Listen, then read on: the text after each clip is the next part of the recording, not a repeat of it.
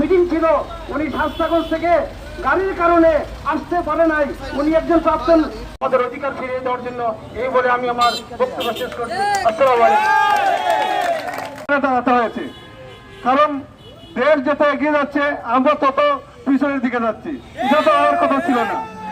রাস্তায় 2-3টা গাড়ি চেঞ্জ করে হবিগঞ্জে তার কার্য শেষ করে যখন সে তার বউ বাচ্চার কাছে যাতে, এখানে যারা হবিগঞ্জবাসী আছি দীর্ঘদিন যাবত আমরা শ্রীমঙ্গলে বসবাস করতেছি, কেউ স্থায়ীভাবে কেউ অস্থায়ী একটা বৈষম্যের শিকার হচ্ছে।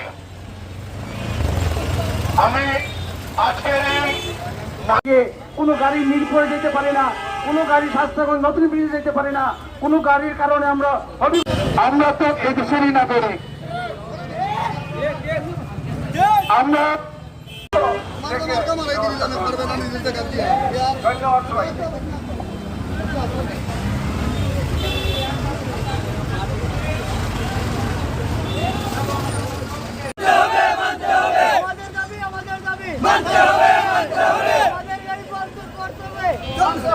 রোড থেকে একদম হবিগঞ্জ ঢাকা বাস স্ট্যান্ড পর্যন্ত মানুষ হয়ে যাচ্ছে, আসা সম্ভব হয় নাই, অনেকে খবরও পান নাই।